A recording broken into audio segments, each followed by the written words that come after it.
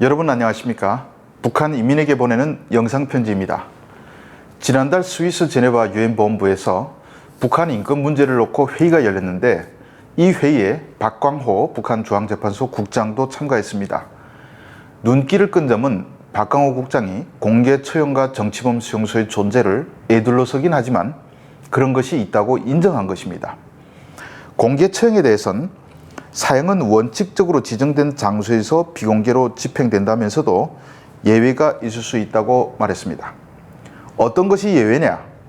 그의 설명에 따르면 반복적으로 범죄를 저질러 타인에게 심각한 피해를 입히고도 뉘우치지 않고 또다시 극악한 살인을 저지른 경우 피해자의 가족이 묵은 원한을 풀기 위해 공개적으로 사형을 집행할 것을 강력히 요청한 경우 등을 예외가 적용되는 사례라고 했습니다. 여러분들이 듣기에는 이게 사실이 맞습니까? 배고파서 소 잡아먹었다고, 구리선 잘라 팔았다고 공개 총살된 사람이 얼마나 많습니까? 총살장 앞에 가족들을 앉혀놓고 처형을 집행하는 극악무도한 공개 총살을 이런 식의 궤변으로 감추고 있습니다. 그럼에도 수많은 탈북민의 증언으로 어쩔 수 없이 공개 총살이 없다고 발뺌하던 것에서 인정하는 것으로 바뀐 것은 다행입니다. 거짓말의 선수도 명백한 증거 앞에선 어쩔 수 없이 꼬리 내린다는 것을 북한을 보면 알 수 있습니다. 북한에서 관리소로 불리는 정치범 수용소에 대해선 반국가 범죄를 저지른 범죄자와 개혁기관은 있다고 해 정치범 수용소의 존재를 간접적으로 시인했습니다. 박 국장은 반국가 범죄를 저지른 사람들은 적대 세력이 파견한 간첩과 테러리스트, 사회주의 체제의 원한을 품고 전복 행위를 저지른 사람들이라며 이 범죄에 속하는 수감자들은 일반 수감자들과는 별도로 개혁기관에 수용돼 있다고 밝혔습니다. 이것도 새빨간 거짓말이죠. 탈북했다가도 정치범 수용소로 끌려간 사람이 얼마나 많습니까? 이들이 무슨 반국가 범죄를 저질렀습니까? 김정은 욕을 한번 했다가 온 일가가 끌려간 사람들도 얼마나 많습니까? 이들이 체제 전복 행위를 한 사람들입니까? 외부 세계에선 북한 인권 문제를 늘 거론하지만 실제 북한의 감옥이나 교화소에서 어떤 일이 일어나는지는 잘 모릅니다. 그 안에서 벌어지는 일들을 안다면 히틀러의 유대인 수용소가 저리 가라 할 정도라고 혀를 찰 것입니다.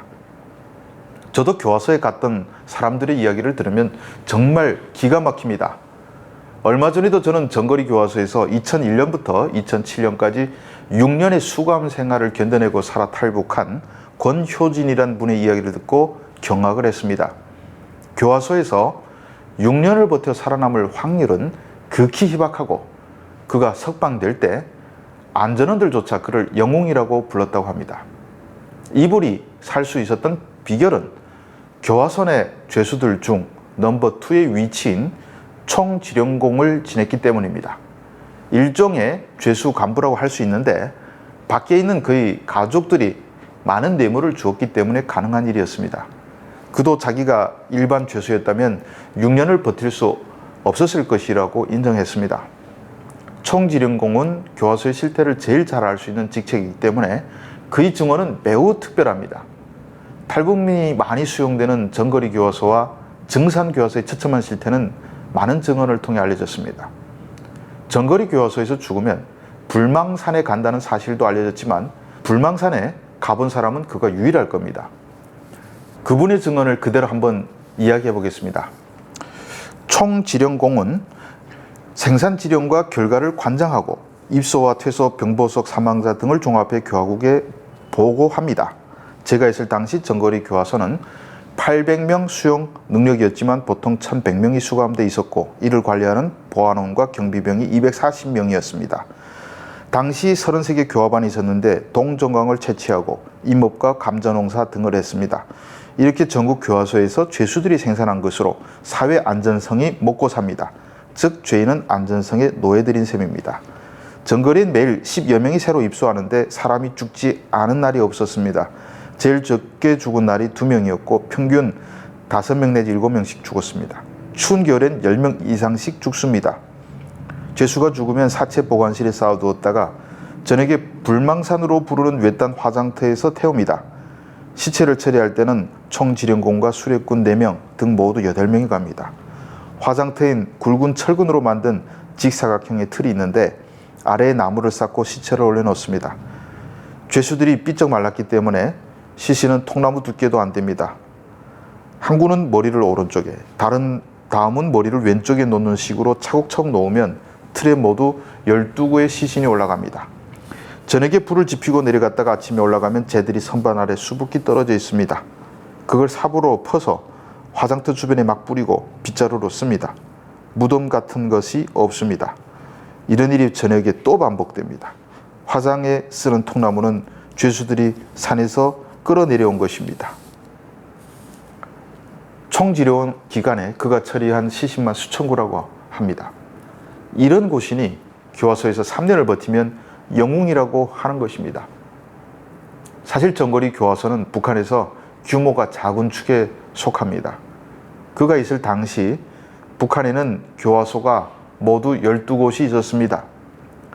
제1호 교화소인 평양 화천 교화소는 신분이 드러나지 말아야 할 사람들을 주로 수감하고 있는데 외부에 알려지지 않았습니다.